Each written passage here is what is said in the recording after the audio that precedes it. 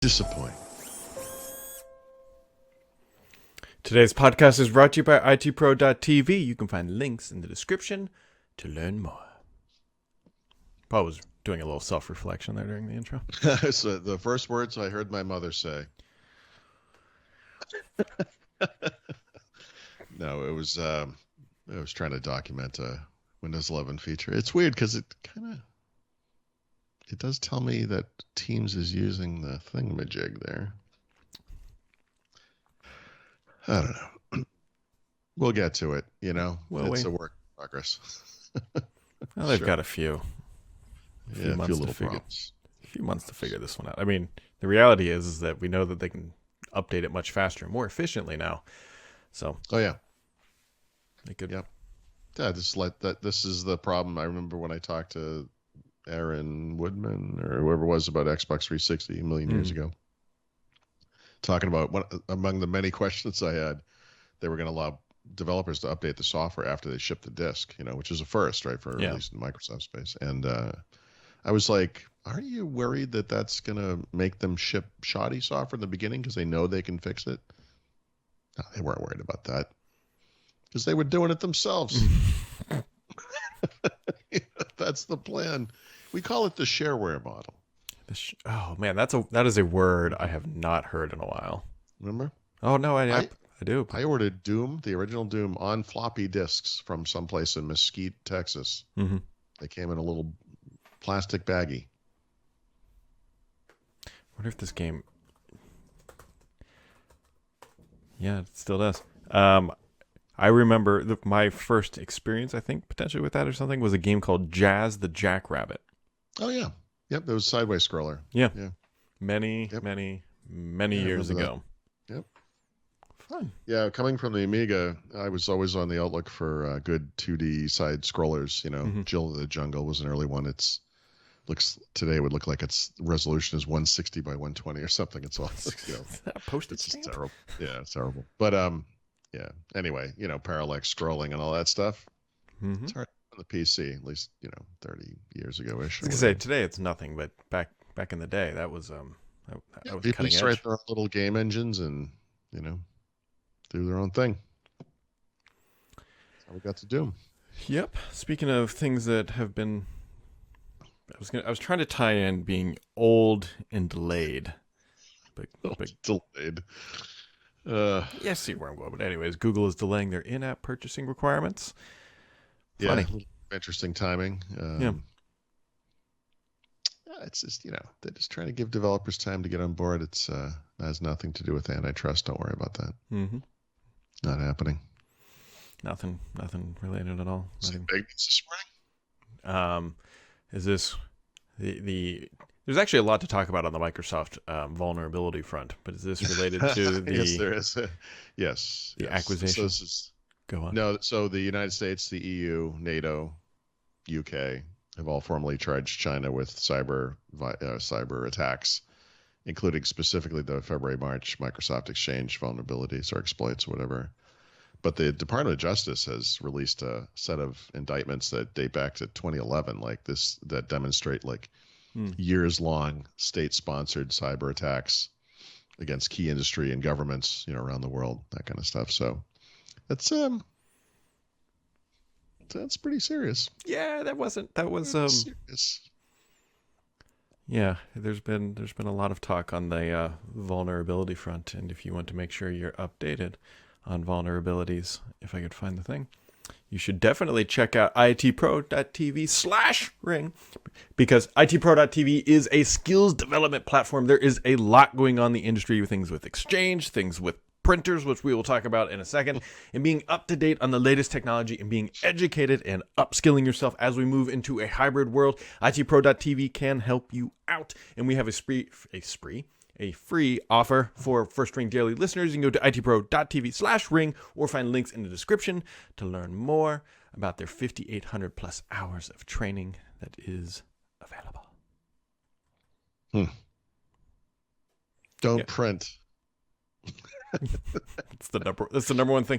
They should have an entire class just goes, printers, bad. Next. Hey, remember that paperless office thing we were talking about? Let's do that now. Yeah. Yeah, for people who don't get the subtle conversation that Paul and I are having out in the clear air. So we're going to walk it back in time. Print spooler. Microsoft says, hey, there's an issue. Here's a patch. People come out and say, we're not sure that patch really fixes it. Microsoft comes back and says, well, it does, but you got to change the registry key that we forgot to tell you about. Everyone does that. We're all happy. We go to sleep. We wake up. Print spooler is still a problem. Yep. Just turn it off. Yeah. Well, stop it first and then disable it. Yep. And then you can't print. But you know what? If you want the most secure computer in the world, disconnect it from the internet. You'll be all set. I just feel like Microsoft's getting real aggressive about their carbon initiatives that they're trying to hit by 2030, so they're just breaking all the printers in the world. Right. If you can't print, you can't kill a tree. Wow. Wow. Tell me I'm wrong, Paul. No, you're right. I don't personally, I mean, but obviously some people have to. Well, this is not the best week for printing. If that's your business, you might want to take a week off. Next thing Microsoft's going to do is brick all their Ford sinks from last decades or whatever. Oh, boy. Look, we removed a ton of carbon. Just removing the Fords from the highway would probably... You probably would. I mean... would probably solve some problems. So, anyways, what else? Anything else going on the weekend? No, nothing major. I mean, there was one thing, I haven't looked into it, so I'm going to be, again, making a career out of shooting from the hip. Yep. The NPD numbers for the U.S. came out for June, and it looks like Xbox cleaned up, at least from a revenue perspective. I think the Switch, again, outsold in volume, but let's be honest, what we're really looking at here is PlayStation versus Xbox, because Nintendo's its own thing. But it looks like they cleaned up for June, so I got it. Yeah. What would factor into that? It's not like, what happened that made? I think it's just because they sold everything that they made. And you got to remember, too, it's year-over-year stuff, so that's not always a great comparison. But I think the better comparison... You're talking specifically console unit sales. Yeah, I wonder if I can pull this up. Not like raw dollars or whatever. Right. Well, it's typically... It said record-setting month was the headline. Record-setting. Yeah. Hardware dollar sales increased 112%. Compared to a year ago for PlayStation, Switch, and Xbox consoles, all gained in 2021, totaling $4.9 billion for the first half of 2021. That's actually quite significant. So, yeah.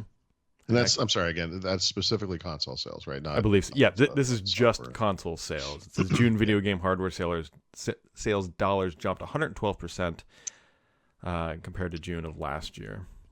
And so it looks like Xbox did pretty well. Well, that's good. Yeah, I guess. So you like to see. Xbox enjoys record-setting month of sales. Wow. That's interesting because I still hear complaints every day from people who can't get these things. Also, mine's on eBay for $1,000. I'm just, No kidding. Some reason I thought it was the best year since like 2008 for Xbox, but I could be wrong on that. So it might be the best year ever, maybe. Record-setting. I mean, record-setting... What does that mean? All time? It could just mean that maybe they made a physical record and got to drop the needle on it. I don't know. That's why I said well, good for them. Yeah, Paul and I will look into this later, do some deep dive. Yeah, I hadn't heard about this ahead of time. Yeah, no, it just came out, I think. These numbers, it's hard these days. You know, you get like smartphone numbers from like Canalys or whatever that company is, or there's all these other little research firms, and it's like, I don't know if we can trust these guys. But, NPD, obviously. NPD is U.S. only, if you're not familiar, but they're, or maybe U.S. and Canada, but they're long-lived and known to be reliable. So here's the exact quote. The console was the best-selling hardware platform in dollar sales for the month, but also set a new record in the process of the best-selling Xbox platform, which its previous high was June of 2011. So it was close. So June of 2011. Is that the 360? Still 360 because the Xbox One came out in 2013. Mm-hmm. So I wonder what would have triggered. I'd have to go back and look. Maybe it was some new rev of cheaper new Xbox 360 or some game had come out, or it was probably Fortnite. So it beat Fortnite related. Yeah, 20. Some random third-party game. We're not going to say. Which No, one. not random. Unnamed third-party title. Yeah. Continue to add significant contributions to the bottom line. Whichever it was. Apparently it floated all boats. Yeah, that's definitely the tide. It's incredible. So, there you go. That's all we got. Happy Monday, everybody. Happy Monday. Make sure to check out itpro.tv/ring. Links in the description, and we'll catch all of you back here tomorrow, unless something happens. Wow. Could be.